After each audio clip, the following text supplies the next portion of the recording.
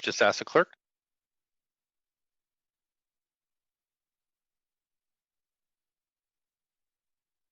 So I'm now going to call this public hearing of Thursday, May 28th to order. Council, for the purposes of confirming we have quorum, please ensure your video is turned on. This meeting is convened by electronic means as authorized under the order of the Minister of Public Safety for the province of BC, Emergency Program Act, Ministerial Order number M139. As such, council members are participating by phone, and as chair of this meeting, I am also participating by phone. Please note, if my connection is lost during any portion of this meeting, we will recess the meeting until my connection is restored. And if we lose during the process, any of you during the process of voting, we have staff on hand to facilitate getting you back online quickly, but we'll suspend the voting process while we do that. The contact information has been circulated to you. To ensure that quorum is maintained through the meeting, please let the clerk know if you leave the meeting. The live stream of this meeting will continue with audio only as council are participating in this meeting by phone. Presentations, amendments, and vote results will be projected to viewers when available. Lastly, we have speakers who will be providing comments to council by phone, and a moderator will assist in patching the speakers through when their turn comes up. Clerk, may we have the roll call, please? Yes, Mayor Stewart in the chair. Councillor Carr. Here. Councillor DiGenova. Councillor DiGenova, are you on the line? Okay. Councillor Fry. I'm here. Thank you. Councillor Swanson. Here. Councillor Hardwick. Present. Councillor Wiebe. There's. Yep, I'm here. Thank you. Councillor Boyle. Present. Councillor Dominato. Present. Councillor Bly. Present. And Councillor Kirby-Yung. Present. The meeting has quorum. Point of privilege is Councillor DiGenova. Just to say I'm here. I'm sorry I was on mute. Thanks very much, Councillor DiGenova. You'll be marked as present. Okay, Council. First, I'd like to acknowledge we're on the traditional unceded territories of Musqueam, Squamish, and Tsleil-Waututh, and we thank them for having care for this land and are enjoying working in partnership with them as we build this great city together. I also want to take a moment and acknowledge the immense contribution of the City of Vancouver staff who work hard every day to make our city an incredible place to live, work, and play. Before we begin, I have some announcements. Speakers will have 5 minutes to make their comments and should limit their comments to the merits of the report being considered. Speakers should also state whether they are in support or opposed to the recommendations. Speakers may only speak once and should follow along on Twitter at VanCityClerk for updates on the progress of the meeting so they don't miss their turn to speak. Any comments on the agenda items can be submitted in writing to publichearing@vancouver.ca. Finally, if council does not conclude hearing from all speakers this evening, we will recess and reconvening the meeting on Tuesday, June 2nd, 2020 at 6 p.m. by electronic means. A reminder that council's role at public hearing is to be a quasi-judicial body, which means that council is only to consider the merits of the rezoning application or heritage designation. Council members may ask clarifying questions from staff, including the applicant or technical advice from staff, but should save debate for after the close of speakers. After hearing from speakers, council may approve in principle the application, refuse the application, or defer the application for further consideration. So we're moving to the first rezoning application for 4989 to 5049 Ash Street, and the clerk will now read the application and summary of correspondence. Please go ahead.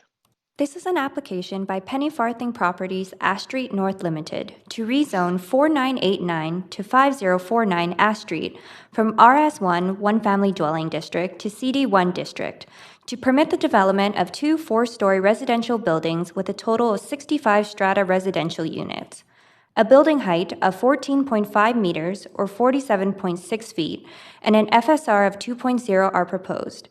Since being referred to public hearing, Council has received 1 piece of correspondence in opposition to the application. This represents all correspondence received up to 5 p.m. today. Great, thank you so much. So if there are any speakers for this item who wish to speak to council, please call 1-855-353-9183, followed by participant code 91294 hashtag to get on the list before the close of the speakers list. Phone number will be tweeted out and is available on the live stream. We have Licia Desjardins from the Rezoning Center who is available for the staff presentation. Would does council want to see the I don't think we have speakers. We have one speaker, so we better go through the staff presentation. Please go ahead then. Good evening, Mayor and Council. Can everyone hear me and see the presentation? We can. Great. My name is Licia Desjardins, and I'm the rezoning planner for this application at 4989 to 5049 Ash Street. Okay, there we go. This site, shown in red, is comprised of 4 single-family homes zoned RS1. It is located on the west side of Ash Street, between McGuigan Avenue and West 37th Avenue. It is about a 10-minute walk north of the Oak Ridge 41st Avenue Canada Line station and a 4-minute walk from the number 15 bus stop along Canby Street. Across the lane to the west are 2 CD1 sites, which together form the Heatherlands. The policy statement for the Heatherlands anticipates building heights up to 22 stories and stepping down to 4 stories at the lane, across the site. There have been a number of approved rezonings in this area for 4- and 6-story buildings, as shown as purple on the map. This site is currently developed with 4 single-family homes. They contain 4 rental units and are occupied with tenants who are aware of the rezoning application. 2 of the tenancies are eligible for compensation under the Tenant Relocation Plan policy. This proposal is being considered under the Canby Corridor Plan, which was adopted in 2018 following a comprehensive 3-phase planning program. The intent of the plan was to guide and enable change and focuses on providing a range of housing types and affordability levels, including market residential developments, such as the project before you tonight. At this location, heights up to 4 stories can be considered for strata, or up to 6 stories for rental. A density of up to 2.0 FSR can be considered for strata, or up to 2.5 FSR for rental. The FSR is an estimate based on the urban design performance and development potential for each site might fall below the FSR. This application responds to the plan by proposing the development of 2 4-story buildings with a central courtyard. An FSR of 2.0 and a building height of 47.6, 14.5 meters is proposed. A total of 65 strata residential units are provided, with 61% of them family units, which exceeds the 35% minimum requirement under the city's family room policy. Common indoor and outdoor amenity space is proposed on the roof of each building. They are set back from all sides to minimize visual intrusion to the adjacent properties. A city-hosted open house was held in 2019, October, and was attended by 14 people. Staff received 1 comment which expressed a concern unrelated to the application. The application generates approximately $2.78 million in CACs to be allocated towards the community benefits outlined in the Canby Corridor Public Benefit Strategy. A DCL of approximately $1.68 million would be anticipated. In summary, this proposal meets the intent of the Canby Corridor Plan. Staff recommend the application be approved, subject to conditions outlined in Appendix B. Finally, I'd like to note that there is a minor error on the project statistics page, and the site area is incorrect and should be 2,758 square meters. Similarly, the proposed floor area should be 5,517 square meters. These numbers are reflected in the draft bylaw and within the public benefit strategy, and so these numbers are correct in those places. No action is needed by Council. Staff and the applicant team are available to answer questions. Thank you, Mayor and Council. Thank you very much for that. Let's see, is there any questions from council to the staff? Or actually, we're looking for the applicant now, aren't we? That is correct, Mayor Stewart. Right, and so is the applicant team here to speak to the application? Yes, we are. Kevin from Penny Farthing. Oh, hi there. Is there anything that you'd like to say at this point, or just stay to answer questions? Yep, stay to answer questions. No, nothing further to add. Thanks very much. So at this point, I've got a couple of questions, one from Councillor Wiebe and one from Councillor Kirby-Yung. Just a reminder, councillors, this is the only chance you have to ask direct questions to the applicant. So go ahead, Councillor Wiebe. Yeah, I've got 2 quick questions. The first one is on connectivity. Do you see the courtyard being able to be utilized by other people other than residents?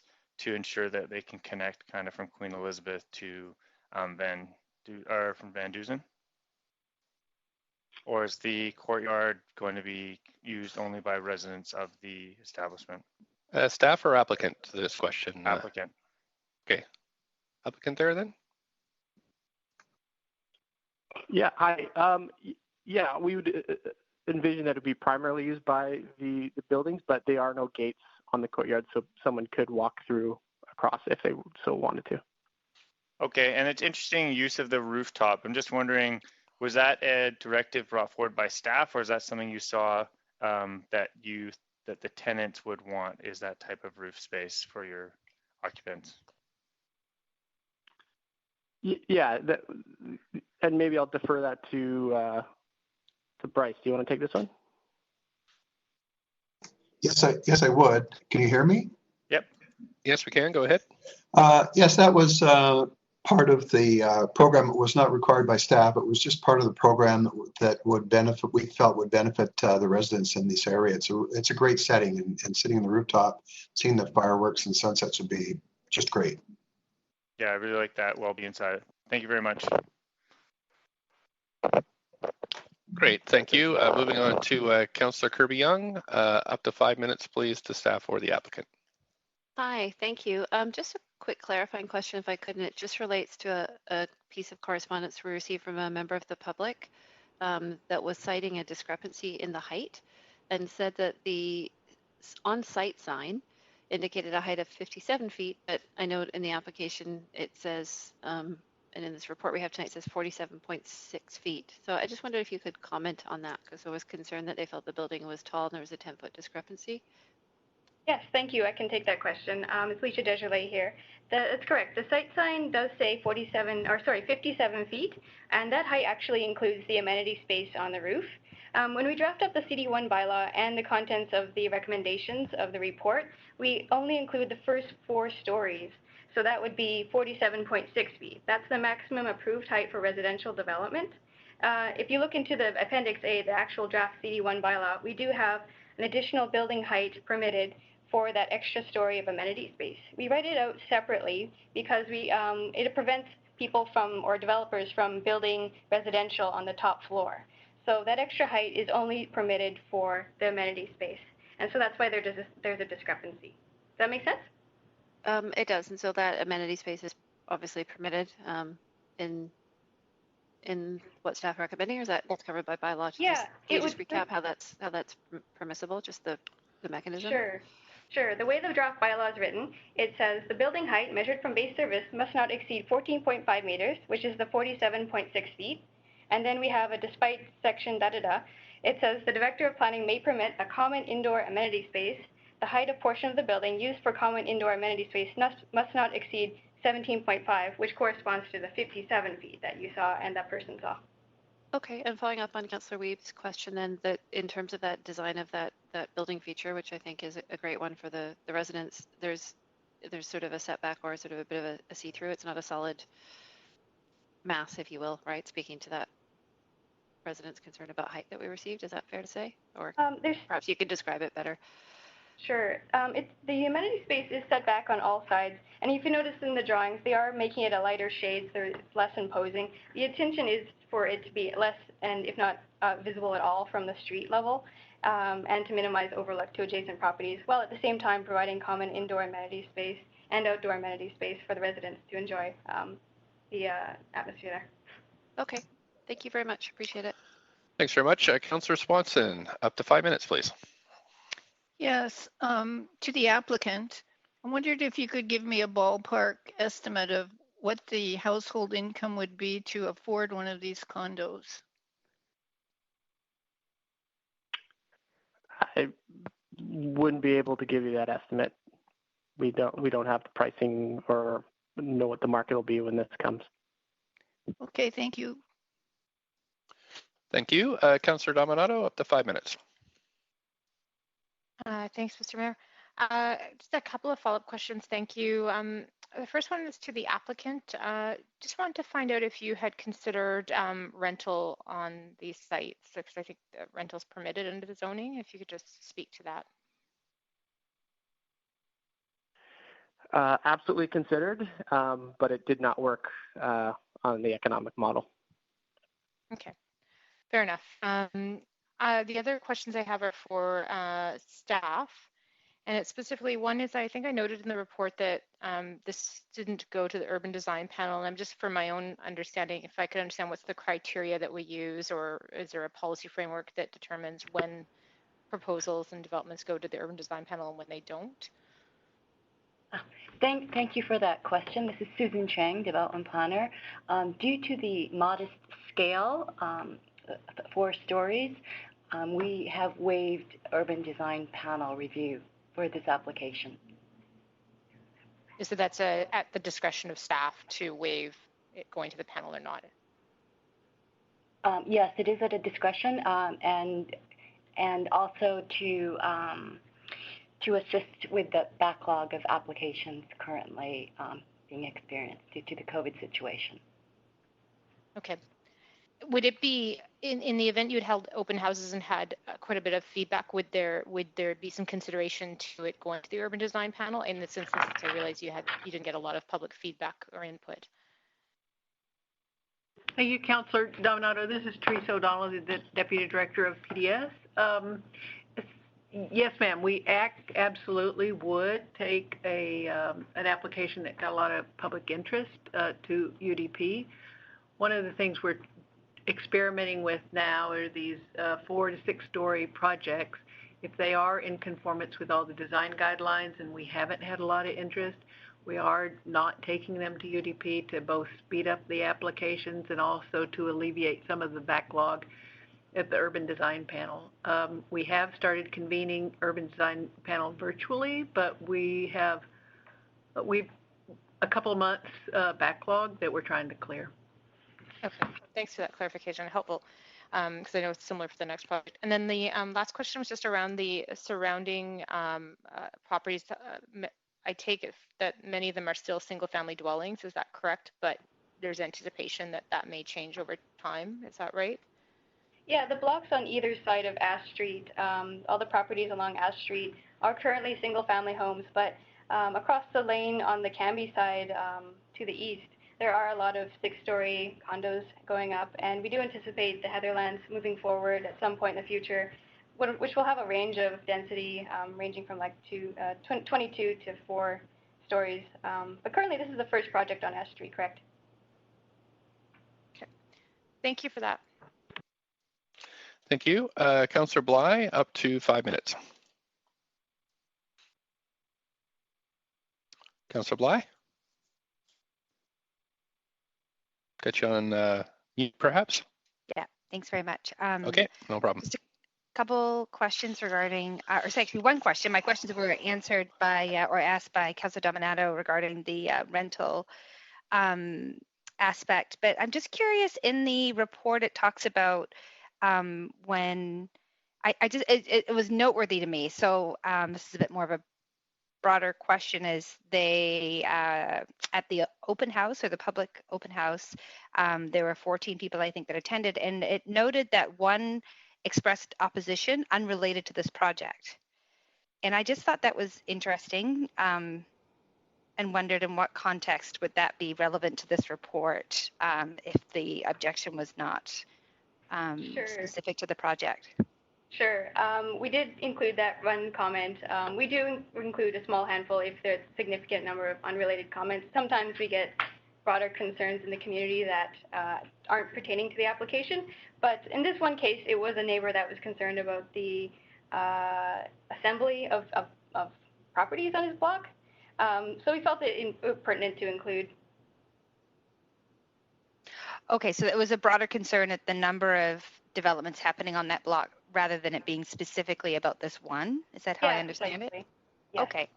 Okay, fair enough. Happy with that clarification. Thank you. Thanks very much. That's it for questions from councillors that I can see. So I'm now going to hear from the public. If there are any other speakers for this item who wish to speak to council, please call 1-855-353-9183, followed by participant code 91294 hashtag to get on the list before the close of the speakers list. The number's on the on the live stream also will be tweeted out. I believe, clerks, we have one speaker listed. Is Monique Choptiuk here? Yes, I'm here. Great. Thanks for calling in. You have just asked you to speak directly into your phone so we can hear you. We can hear you a little bit, but a little louder would be great. And you have up to 5 minutes for your statement. Please go ahead. Thank you. My name is Monique Choptuik, and I'm speaking as an individual. I'm opposed to this application, but not against building a 4-story condo on this site. What I am against is the partial 5th floor common amenity space. You're wondering why I'm quibbling about an amenity space. It goes to 2 points: setting a precedent that continues developmental creep and the erosion of public trust in the planning process in the planning department. Public trust has eroded in the planning process during the last few years. I am not originally from Vancouver, but I was told years ago it was very hard for the planning department to pass new rezoning applications due to community pushback. The pendulum has swung the other way, where the community now has very little say in new rezoning applications. There has been decades of public consultation about redeveloping this neighborhood. A lot of time and thought was spent on the creation of a neighborhood plan. It was thrown out with the introduction of the CCP. This eroded some public trust. A lot of time was spent on principles and the goals of the CCP and how it played out in the distinct neighborhoods along the corridor. Guidelines were established. Each phase has resulted in less and less community say in the process and further erosion of the public trust. Community concerns were voiced about Phase 2 and have never been adequately addressed on how it was building out. Affordability and traffic matters were chief among them.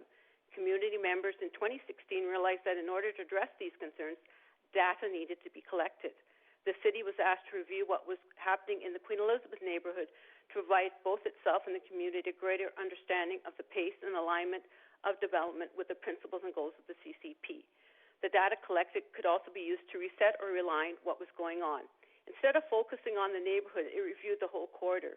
The results of this were published under the Cambie Corridor Phase 2 Evaluation Framework, published in 2017. There was not enough time or the manpower to collect the data or to adequately evaluate the whole plan. Under affordability, there was no data about what condos were actually selling for at the time, and too many collecting data on the price of condos was the place to start when talking about affordability. Public trust was further eroded. Originally, Phase 3 called for a gentle transition from the higher density housing right on Cambie into the surrounding neighborhoods. The actual Phase 3 plan was a complete surprise to many.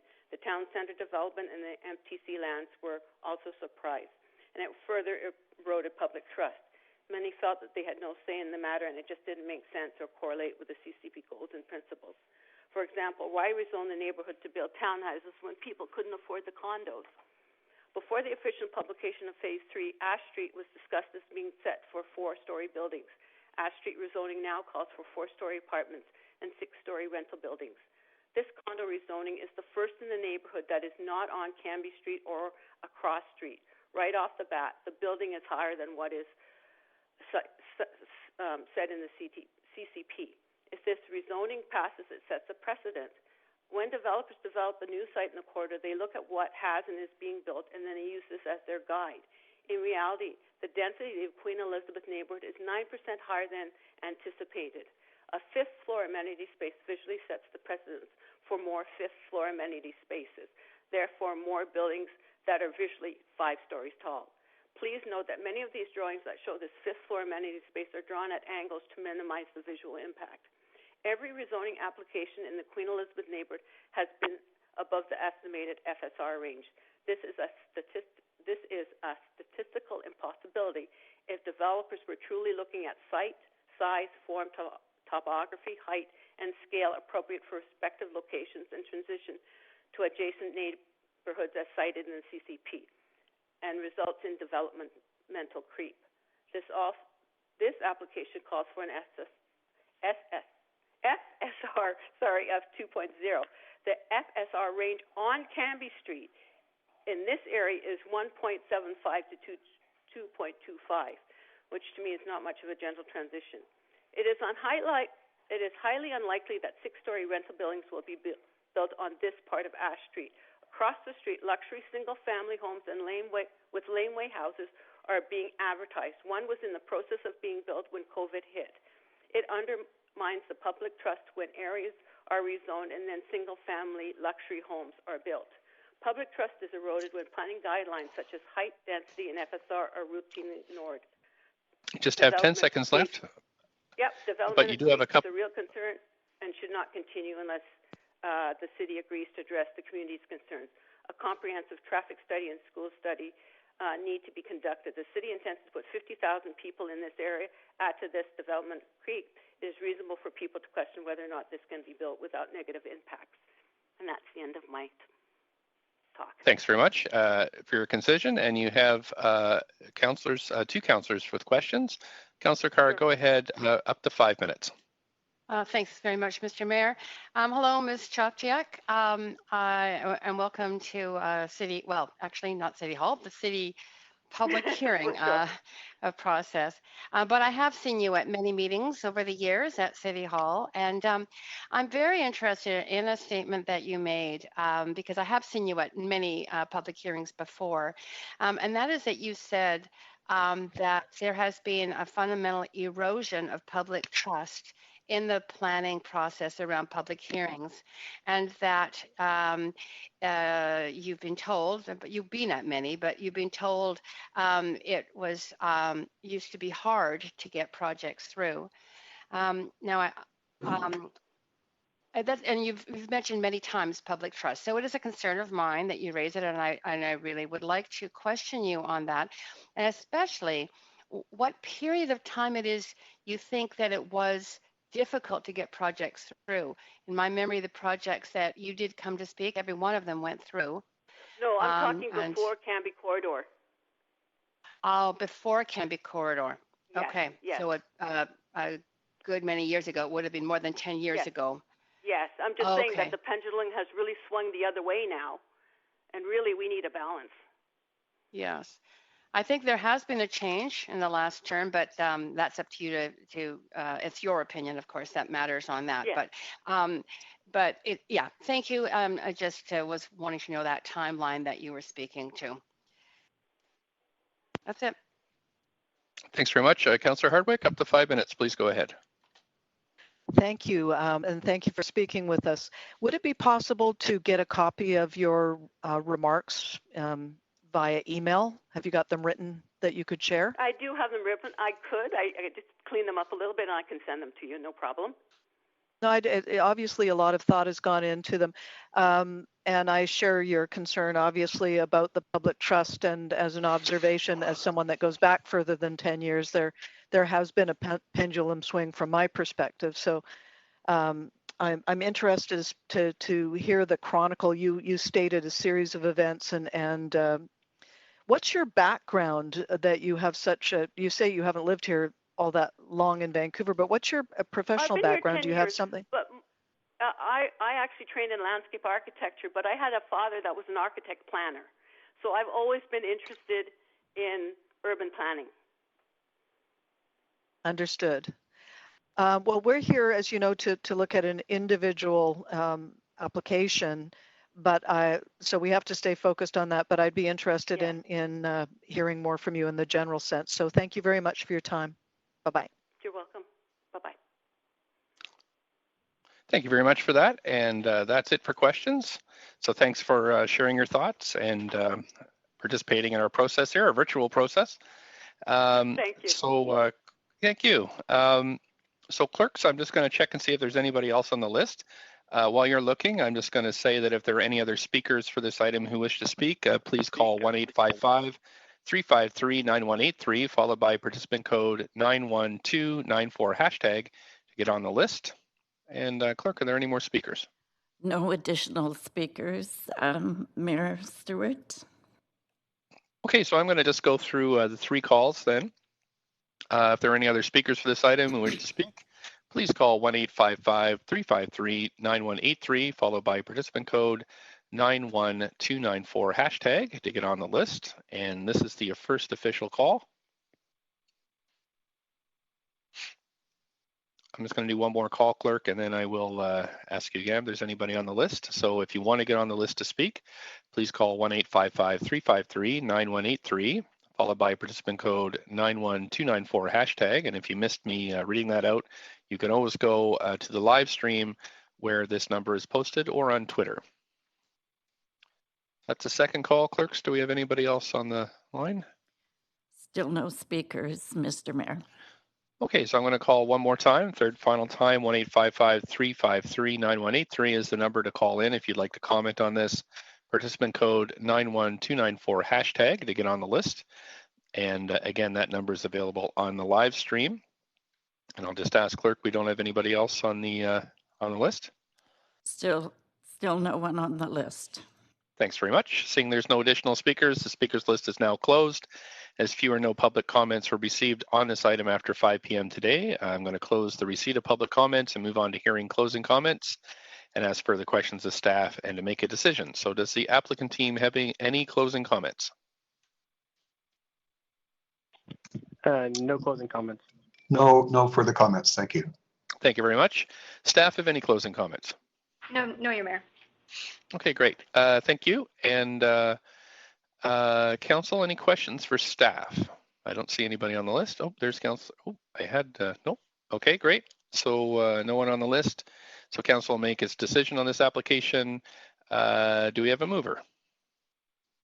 So moved, Councillor Thank you, Councillor Dejanova. Seconder? Fry.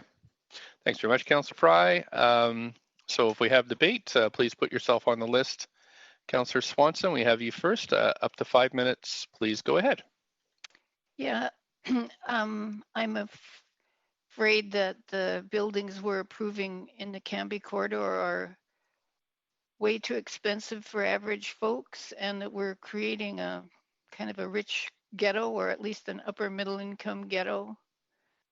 So I'll be voting against it. That's all. Thank you, Councillor Swanson. Councillor Dejanova. Thanks so much. I just wanted to thank the applicant and thank staff also, and actually thank Councillor Swanson for asking a question. It meant that I didn't have to ask the question.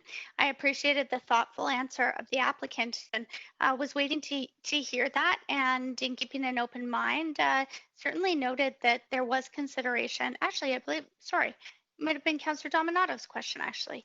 It was regarding rental and the choice not to build rental on site, and understanding that this was something that the applicant had in fact looked at, however, could not make the numbers work in their pro forma.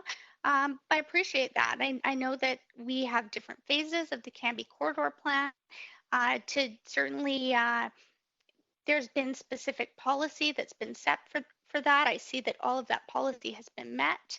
That being said, when the goalposts are set and an applicant works within them, I think that it's fair to base the merits of their project on the rules. And my understanding from the staff and the policy reports here and the recommendations is that indeed the applicant did do so.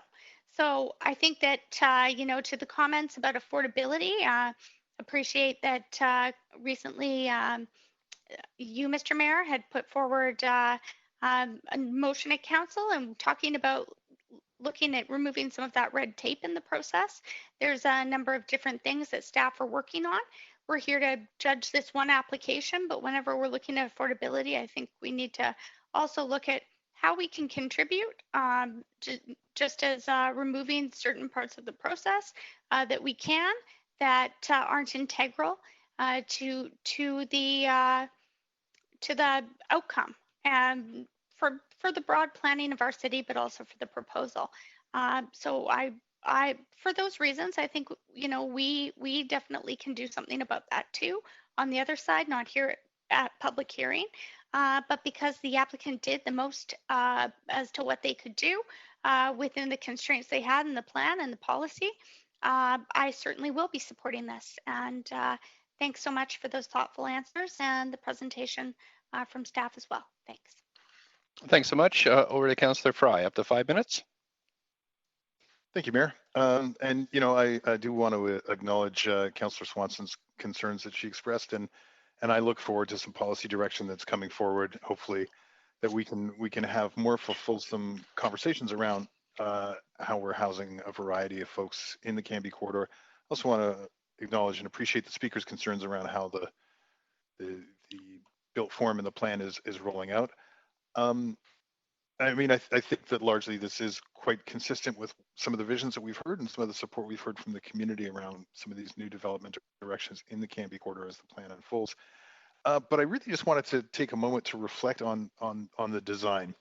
And I mean, oftentimes we get mired in policy and metrics and stuff, and we forget to really comment on the design of some of these buildings we approve. And I really do find this to be a very attractive building, and I really appreciate that some of the stuff that we're seeing out of, direction to near zero emission buildings and stuff is resulting in a shift away from this sort of window wall fenestration that we used to see as the Vancouverism style. And we're really seeing, nice use of traditional materials like brick cladding.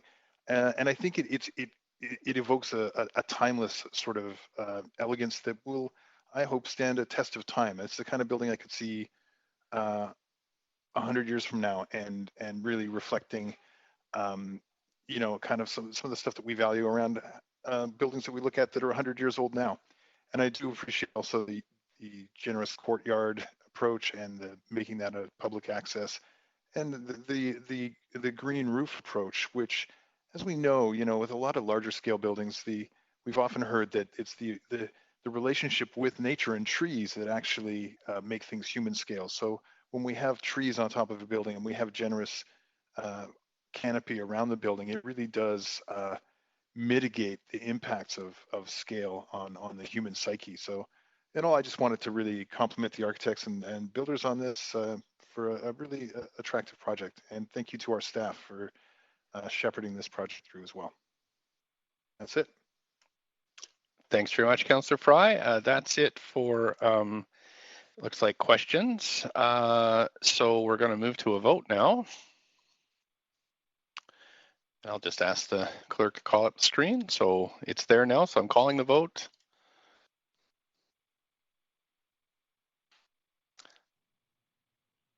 Councillor Dominato and Councillor Kirby-Yung.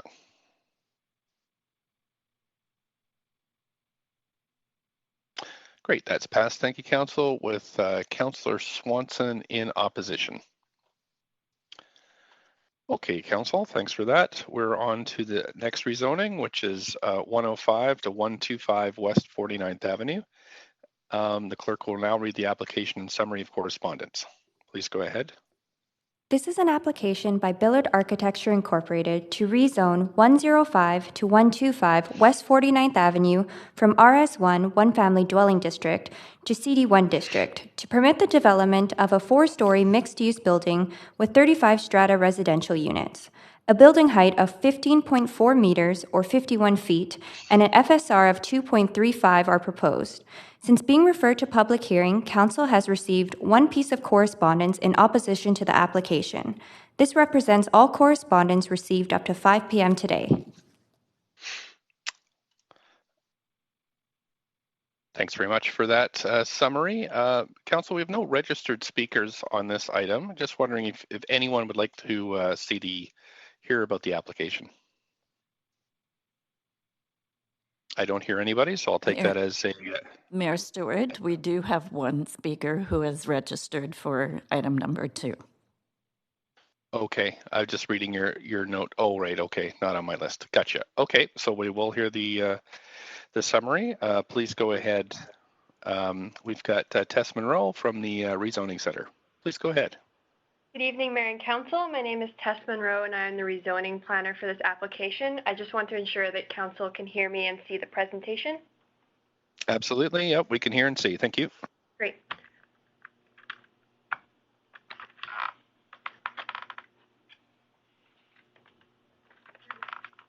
So the site shown outlined in red is comprised of 3 single-family lots zoned RS1.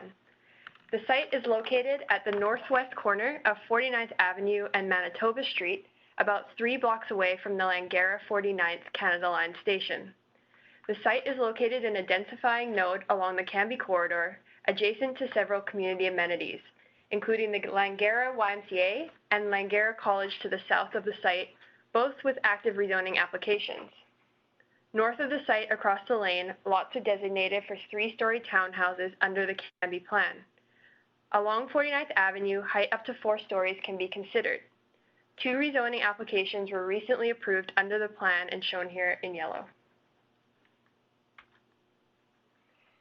The 3 lots are currently developed with single-family homes containing a total of 3 rental units and are occupied with tenants who are aware of the rezoning application. None of the tenancies are eligible for provision under the tenant relocation plan policy.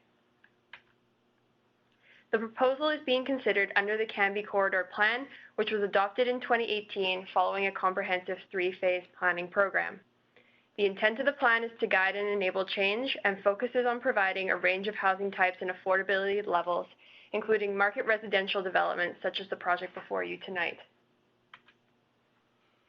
At this location, shown as a red box on the map, mixed-use buildings up to 4 stories in height can be considered. Active commercial, service, cultural, or recreational uses are required at grade, with a continuous street wall preferred along 49th Avenue. A density range up to 2.5 FSR is suggested based on urban design performance. The development potential for each site may fall within, below, or above this range. This application responds to the plan by proposing to rezone the site from RS1 to CD1 to permit the development of a 4-story mixed-use building with ground floor commercial and residential units above. An FSR of 2.35 and a building height of 15.4 meters is proposed. A total of 23 strata residential units are provided, with 51% of the units in the building proposed as family units, which greatly exceeds the 35% minimum requirement under the city's family room policy. An amenity room is proposed on the roof. It is set back from the sides and is co-located with outdoor amenity space as per the plan. A city-hosted open house was held in October 2019 and was attended by 13 people. Staff received a total of 5 responses to the application. Support for the proposal included comments relating to an appropriate height and density for the area, an appealing building design, and support for the ground floor retail and services provided in the building. There were some concerns about the limited height of the building and requests for additional density, the affordability of the units, and traffic and congestion related from additional density. Staff have reviewed the comments and have determined that the proposal responds to the intent of the Canby Corridor Plan, subject to the conditions in Appendix B, which include further design development of the building. This application generates approximately $590,000 in CACs to be allocated towards the community benefits outlined in the Canby Corridor Public Benefit Strategy. Further, a DCL of approximately $1.1 million would be anticipated.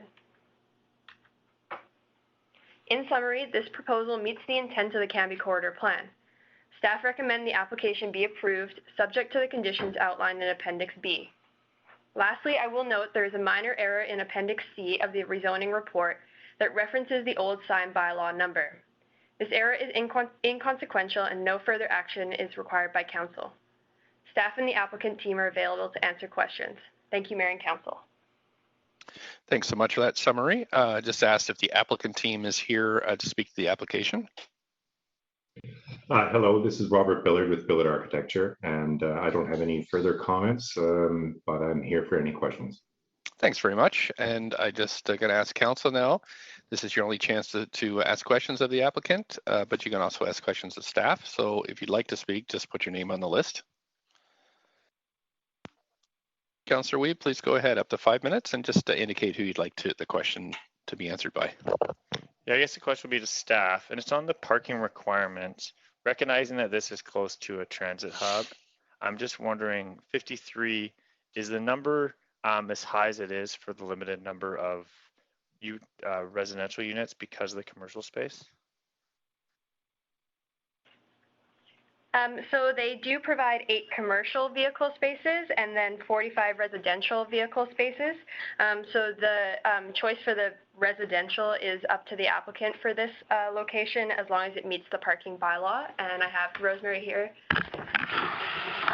Rosemary Draskovich with Transportation. I'll just elaborate a little bit as well. So they are meeting the parking bylaw. The project is eligible for 30%, up to 30% reduction if they were to choose to pursue a TDM plan and also consider the proximity to transit. They've not done so at this time, but it's still an option that remains available to them if they choose to look at that later on. And what would that look like if they went for the 30% reduction? What would be the benefit, the community benefit, if they did that? So a reduction to parking, so they'd be looking at 30% over the, so like 12 spaces. So so it's the reduction to the cost in parking, just, you know, improving overall potentially affordability for the project. As well, it's, like I said, because of the proximity to transit, it's something that they could help shift the mode shares for their site specifically as well. But there's no underlying benefit to Oh, I see. the So community amenities? depending on the TDM measures they choose, they can also, like, some of the measures are site specific, but, you know, depending on the specific measures they choose, some of them do provide a benefit to the overall community. So as an example, if it was something like car share, that would be available for not only their residents and tenants, but it's something that the community could access as well. So it's just dependent on how they choose to implement a TDM plan if they went in that direction. Perfect, thank you very much. That's all. Thank you. Councillor Kirby-Yung, up to 5 minutes. Thank you. I'll be brief. I won't use that long. Just one question, and I'm asking this in the context of the COVID-19 world now, and that is, I'm looking to see, do all of the units have balconies? It looks like the majority do, but I'm just wondering if you can confirm if they all do. And I realize that there's the outdoor roof and amenity space too, but I'm asking the question in terms of if many more people working from home or people have to quarantine, that access to fresh air and outdoor space is really important. So it's a different lens I'm looking at projects through now. I'll ask the applicant to answer that question. Hello. Yes, every unit does have balconies, and in almost all cases, the balconies are larger than the prescribed amount. And again, we have 6,100 square feet of outdoor amenity space that is split up on the roof, on both the roofs overlooking the lane and roofs on the top, and the amenity space at the top of the building. So we have ample outdoor space, and as I said, each unit has a large balcony space. Okay, and there are other, I'm just looking at the visuals as you were describing that, there are the two distinct, at different levels, rooftop spaces, is that right? Yes. And so that 6,100 square feet is split between the two, I guess, with the larger footprint being the roof? Yeah, because the building has to be stepped back significantly from the lane, so the roof over that setback is roughly 1,900 square feet of outdoor space. And then on the top of the fourth floor, we have 4,160 square feet of rooftop amenity, outdoor rooftop amenity. Okay, and all residents would have access to both areas, is that correct? Yes. Yes. Okay, that's it for me. Thank you very much. Thank you, Council. I don't see anybody else on the list, the council list to speak, so I'm going to move to the public. So if there are any speakers for this item who wish to speak to council, please call 1-855-353-9183, followed by participant code 91294 hashtag to get on the list before the close of the speakers list. And you can see that number on the live stream as well. Just having a conversation. I'm just checking with clerk. So we had a speaker, but apparently the speaker who was in the chambers but has now decided not to speak. Is that correct? That is correct, Mayor Stewart.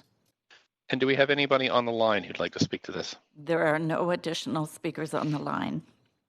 Okay, thanks so much. So I'm going to call 3 times. If there are any other speakers for this item who wish to speak to council, please call 1-855-353-9183, followed by participant code 91294 hashtag to get on the list. And again, the number, if you missed it, is on the live stream.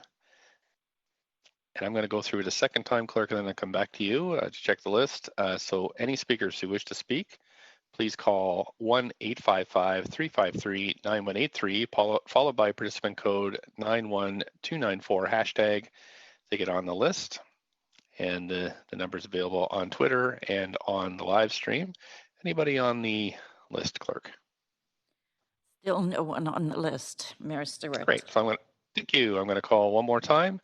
1-855-353-9183, participant code 91294 hashtag to get on the list to speak to this item. And one more check, Clerk. We're good. Still no one, Mayor Stewart. Great. Thanks. So there's no additional speakers. The speakers list is now closed. As few or no public comments were received on this after 5 p.m. today, I suggest we close the list now and move to making a decision.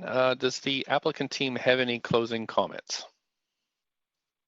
No, thank you. Great. Staff, any closing comments? No, thank you. Okay, I'm just going to check here with council. Anybody wish to ask any questions of staff?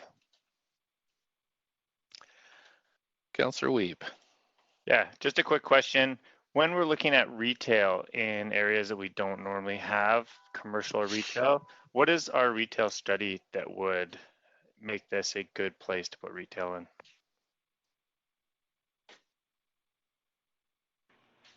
So the retail in this area was determined as part of the plan. Because it is a small amount of retail, we didn't require a retail study for this application. However, 49th Avenue is intended to become a retail street as it is directly across from both Langara College and the Langara YMCA, and so it would, and next to the transit station. So it is an area slated for change under the plan and was determined at that time. Thank you very much. Appreciate it.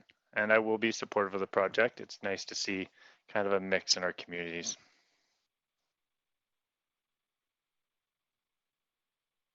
With that, would you like to move the? I would happy to move the recommendation. Thanks very much. Councillor Kirby-Yung. Great, thanks very much. And if there's any debate, please put yourself on the list. Councillor Kirby-Yung, up to 5 minutes, please go ahead. Yeah, I'm happy to support this project this evening. There's a couple things that leap out for me, and it's sort of germane to the question that I asked, which was really about balconies and the importance of outdoor space. So I'm happy to see in this particular project that it does have the two distinct areas, making good use of the rooftops, both sort of the full one on the front of the building in terms of the full height, but also on the setback for the lane, which I think is a unique design aspect. And I think that since people are living in smaller spaces and given the pandemic, I think we have to look at all of our developments through the lens of providing people with healthy outdoor access and sunlight and fresh air. So that's something that strikes me about this particular application that I see as a positive. The other thing I would note too, and following up on Councillor Wiebe's comment regarding retail, is that Langara is there, and there's an incredible amount of student traffic and lecturers and faculty going in and out of the area, as well as the Y with additional development and not very many amenities at all. I know that we have had the application previously that had the development of the French Cultural Center that's slated to have a coffee shop, but there is a real dearth in the Cambie corridor of any type of human scale amenities, and you have to actually travel out of the neighborhood right now, as particularly with Oak Ridge being closed, which doesn't really provide those community level amenities. So I would say that that's actually a real void right now in the neighborhood, is having a local coffee shop or some of those local daily needs, which works against having the complete communities because people have to travel to Maine or go further south on Cambie or that in order to sort of fulfill some of those daily needs. So I think that's actually really noteworthy to consider in projects coming forward. So just wanted to make those couple of observations, but I will be supporting the project tonight. Thank you. Thanks so much. I don't see anybody else on the list, so I will call the vote.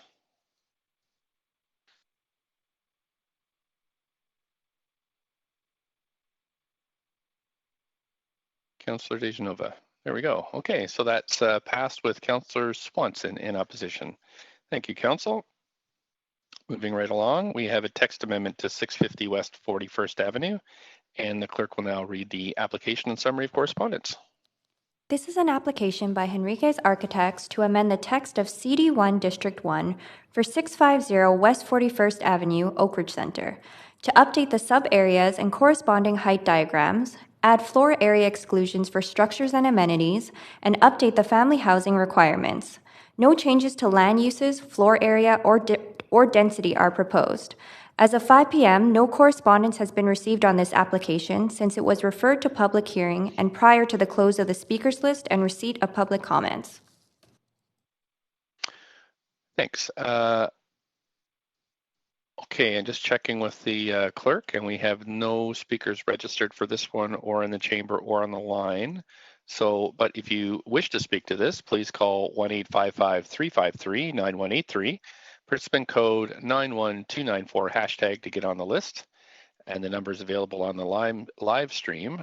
We have Helen Chan from the Rezoning Center. Just wondering if any councillors, if there's anything really to, oh, there is a presentation if we'd like to see it. So what I'm going to ask council is, since we have no speakers, is there any councillor that would like to see this presentation? I would, Mr. Mayor. Okay, thanks. So we've got Helen Chan here from the Rezoning Center, and just ask you to present your slides. Good evening, Mayor and Council. My name is Helen Chan, Rezoning Planner for this text amendment for Oak Ridge Center. I just want to confirm that you can hear me and see my presentation. We absolutely can. Thank you. Okay, thank you. So tonight we are considering minor CD1 text amendments for Oak Ridge Center. Okay. The Oak Ridge Center is located on the southwest corner of Cambie and 41st Avenue. This site includes access to Oak Ridge 41st Avenue Canada Line Station, a branch of the Vancouver Public Library, and Oak Ridge Senior Center. This is an aerial view of Oak Ridge Center before current site preparation was begun. The site is 28 acres in size, which is roughly equivalent to 8 city blocks. By way of background, Oak Ridge Mall was developed as an auto-oriented shopping center in 1956. It was the first site in Vancouver to be regulated under a comprehensive development bylaw, hence the bylaw name CD1-1. Council adopted the Oak Ridge Center policy statement in 2007. This policy statement envisioned a mixed-use, sustainable redevelopment of the site with a greater intensity of housing, retail, and office uses. In 2014, Council approved amendments to the CD1 bylaw in order to enable a substantial redevelopment of the site in accordance with the policy statement. A preliminary development permit was undertaken and approved by the Development Permit Board in July of 2018. The purpose of this PDP was to work out details of the form of development in the different sub-areas of this large site. Later, in September 2018, enactment of the 2014 rezoning occurred. Since then, multiple development permits have been approved by the Development Permit Board and site preparation has begun. So the purpose of tonight's minor text amendments are to bring the CD1-1 bylaw into alignment with the approved PDP. No changes to land uses, maximum permitted floor area, or density are proposed. As there are no change to the permitted floor area, there's also no change to the public benefits for the site. This figure from the PDP shows a mix of residential towers and mid-rise buildings. There is also a new civic center, shown in purple, and a 9-acre park, shown in light green and aqua. Extensive public consultation was undertaken as part of the PDP process, including site signs, notification cards, and 2 open house sessions. This PDP differs from the CD1 in a few minor ways, which will be addressed by the text amendments shown in the next few slides. There are minor adjustments to the sub-areas regulated in the CD bylaw. Through the PDP process, 1 tower was eliminated and replaced by park space. This is shown in the yellow circle. Also, The location of 2 buildings was moved within the site. The updated figure shown on the right side will replace the current figure in the CD bylaw. The eliminated tower will also be removed from the bylaw table, which regulates maximum building height. No changes are proposed to the maximum building height. A number of floor area exclusions are proposed. This first one is for interior public space providing access to transit. This public space on the retail level, shown in yellow, will provide access to pedestrians from the west side of Oak Ridge Centre to the Canada Line station on Cambie Street. This exclusion is consistent with precedents for other commercial developments, such as in Pacific Centre, where exclusions have been limited to the public space providing access to transit stations. Miscellaneous floor area exclusions are also proposed for building overhangs, rooftop solar panels, and amenity areas and park structures. An exclusion is also proposed for an existing above-grade parking structure along Cambie Street, which will be retained in the Oak Ridge Centre redevelopment. These exclusions are in keeping with city practice as laid out in the report. Other proposed CD1 text amendments are to update the family housing requirements. Since the 2014 rezoning approval, the city has increased its family housing unit mix requirements.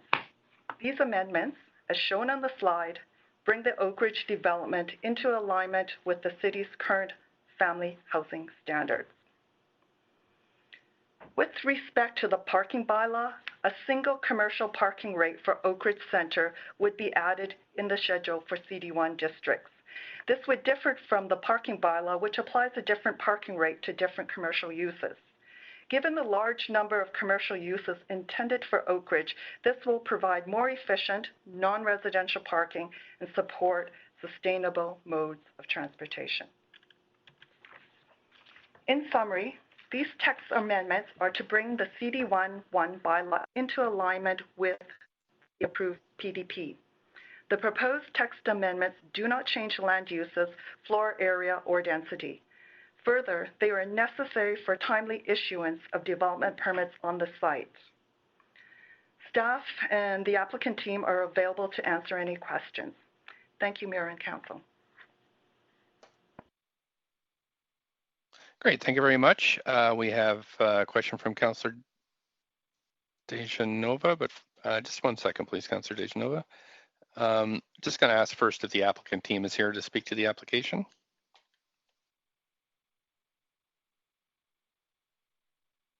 Is the applicant team here to speak to the application? You might be on mute.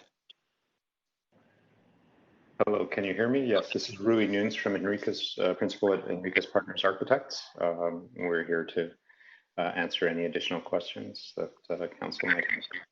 Thanks so much. So I have Councillor Dejanova. Please go ahead, up to 5 minutes, Councillor Dejanova. Thanks so much. Just wanted to clarify for transparency that this is one of a number of anticipated text amendments that may continue to come forward, considering the size and the scope of the development, and that this specifically will allow the public benefits that are noted in the strategy to move forward. Is that correct? I'm not sure if that's more of a question for our staff, Mr. Mayor. This is Helen Chan, rezoning planner. This is the only text amendment application that the city has received. We worked closely with the applicant, city staff and the applicant worked closely together to anticipate the types of text amendments that might be necessary if we didn't do a comprehensive analysis right now. So no to the first part of the question, whether there are other text amendment applications in place. There may be in the future, but we hoped we have got it right this time. With respect to public benefits, I think that was the second part of your question. I was just noting in the report and just was hoping that you could clarify for me that it's my understanding that text amendments such as this were anticipated in the original report. Yes, they would have been. It's a large site. That was my question. So that helps to answer my question. Thank you very much. And I didn't know if there were speakers, Mr. Mayor, to this. I know you probably still have to call. And I have to call, yeah. Okay. Thank you. Just in case. Okay, thanks very much. Right, so now hear from the public. If there are any speakers for this item and wish to speak to council, please call 1-855-353-9183 and participant code 91294 hashtag to get on the list. And again, if you've missed that number because I read it too fast, it's on the live stream and it's on Twitter. Clerk, I'm just going to check and see if there's any speakers on the list. There are no speakers, Mayor Great. Stewart. Okay, thanks very much. I'm going to call 3 times then. If you want to speak to this text amendment, call 1-855-353-9183, followed by participant code 91294 hashtag. That'll put you on the list. I'm going to call a second time. If there's any speakers, please call 1-855-353-9183, code 91294 hashtag, and that'll get you on the list. And clerk, I'm going to check before I read for third time. Anybody there? Still no additional speakers. Great, thanks very much. So call the third time, 1-855-353-9183, followed by participant code 91294 hashtag to get on the list. And that's on the live stream. And I'm going to check with the clerk. Still no speakers. Okay, thanks. So I'm going to close the list. As there are no public comments, we're going to move to hearing closing comments, asking questions, or make a decision. Does the applicant team have any closing comments? We do not. Thank you. Thanks very much. Council, have any questions for staff? I'm prepared to move the motion, Mr. Mayor. I'm on the queue. Thanks. Thanks very much. Please go ahead. Thanks. Very happy to move the motion and speak in support. I was pleased to have the clarification confirmed to the questions that as per the original report, and happy to hear that as staff had said that this is the only text amendment. There may be more, but maybe not in the future, and really appreciated the overall comprehensive report that staff had provided, including the public benefit strategy. And also just wanted to note, because it was on the diagram, and I sit as one of the liaisons to the Civic Asset Naming Committee, that I know that the committee was very excited to name Choi Yuen Crescent, which was a new street that came of this, that was shown on the map after historical Chinese market gardens in the area. And I really appreciated the committee's thoughtful consideration to that. So just wanted to note that as well, and in my closing comments. Thanks so much. I will be supportive of this, and really look forward to seeing not only the master plan community, but also the public benefit strategy that will be delivered out of this, including children's playgrounds, play space, and the sizable contributions as noted in the report. Thanks. Thanks very much. Can I have a seconder for this? Kirby-Yung. Thank you very much, Councillor Kirby-Yung. Councillor Swanson, you have up to 5 minutes for your debate. Yeah, when I look at the picture of this, it's actually knocks my breath away that it seems so exclusive. And I did go to the presentation center and got the same feeling. So for the same reason that I voted against the other ones, I'll be voting against this.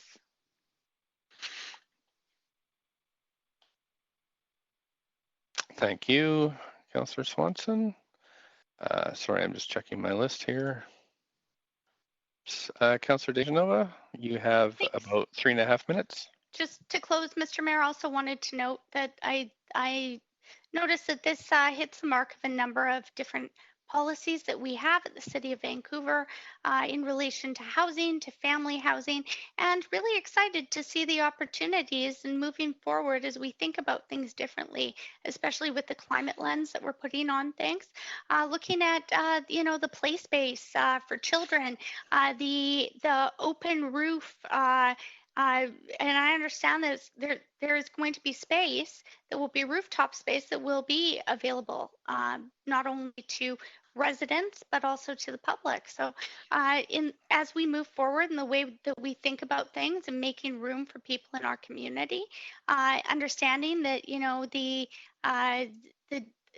possibly a single family detached residential home is not the reality or not something that families want. I think it's important that we look at ways that we can all share space, and this certainly is one of them.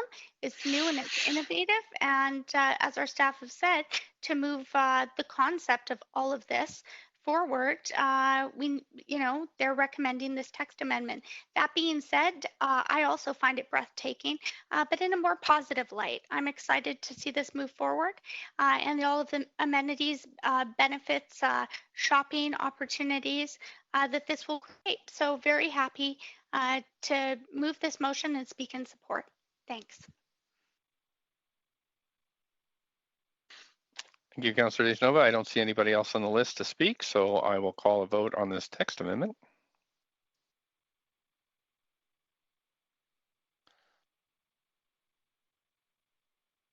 Councillor Wiebe. Great, that passes with Councillor Swanson in opposition.